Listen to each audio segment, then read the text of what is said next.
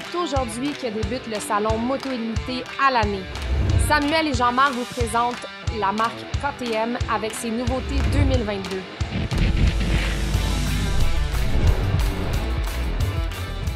Bonjour tout le monde, on est présentement chez Moto Illimité à Terrebonne. Bon, c'est Samuel, représentant des ventes. Je suis avec Jean-Marc, qui est le DSM de KTM pour nous.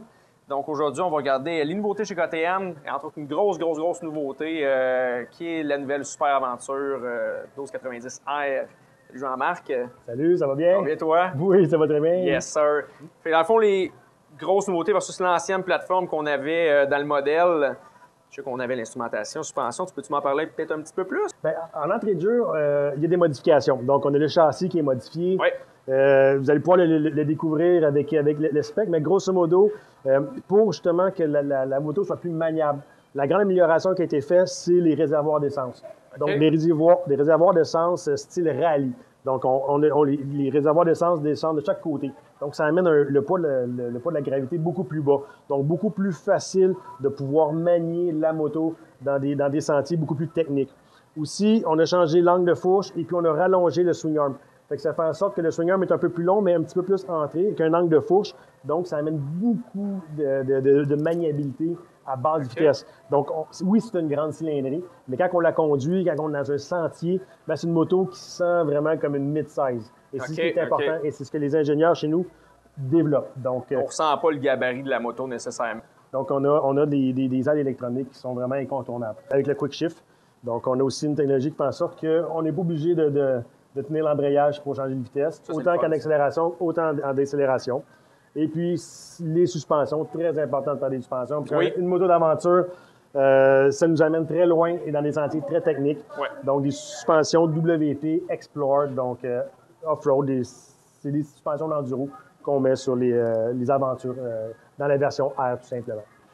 Puis je pense versus le segment route de la Super Aventure, c'est là qu'on voit vraiment la grosse différence entre les deux modèles, une suspension électronique versus une suspension justement manuelle. Oui, c'est un bon je me point. trompe pas. Oui, donc deux déclinaisons. Donc la version R qui est plus pour le off-road. Ouais. Dans la version S, on garde la même technologie, on garde la même motorisation, les mêmes châssis, les mêmes avancées.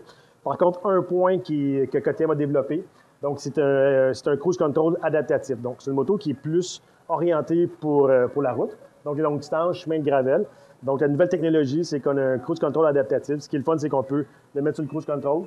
Et puis, la vitesse va se réguler. Elle gère tout seul. Elle gère tout seul avec tout dépendant de la distance qu'on veut avec la voiture en avant. Et des nouvelles suspensions électroniques, donc qui s'ajustent à chaque milliseconde au terrain pour justement garder le c'est plus le Cadillac là, dans la série. Là. Oui, mais très sportif. On parle de 160 HP, au-dessus de 100 livres de torque. Ce sont des motos qui sont hyper performantes. Ce sont, comme vous pouvez voir le slogan derrière nous, c'est des motos ready to race. Donc, l'aspect performance, ratio poids-performance est toujours le leitmotiv et le meilleur des deux mondes, comme on dit. Là. Pas de compromis d'un côté comme de l'autre. Une belle grosse nouveauté pour cette année. Un modèle justement qui a un PDSF super intéressant pour le calibre, le niveau, le grade de la moto sur le marché versus la compétition à 22 500 à peu près, transport, préparation inclus, plus taxes évidemment. Écoute, c'est vraiment intéressant pour cette année. Si jamais vous avez d'autres questions, vous avez besoin de plus de renseignements sur le modèle, vous voulez faire une cotation de prix, vous pouvez nous voir chez Moto Illimité, ça va nous faire plaisir de vous recevoir. Comme qu'on parlait, le modèle S, qui est le modèle qui est plus axé pour l'usage route, qu'on voit ici. Comme tu me parlais justement de différence au niveau des suspensions, ces choses-là, mais overall, c'est le même bicycle que le modèle R. C'est exactement le même auto. La dimension des roues, les choix de pneus différents, tout simplement, et la suspension qui est semi-électronique, donc qui s'adapte en temps réel aux conditions de la route. Mais ce qui est important de voir ici, on voit le bike qui est nu. Par contre, ici, chez Moto Illimité, il y a un bon inventaire d'accessoires. Donc, ce qui est important, c'est d'accessoriser les véhicules. Oui. Donc, il y a les valises, les paniers qu'on peut mettre en arrière avec un top case. Il y a les plaques protectrices de moteur, poignées chauffantes, banc chauffant, banc confort.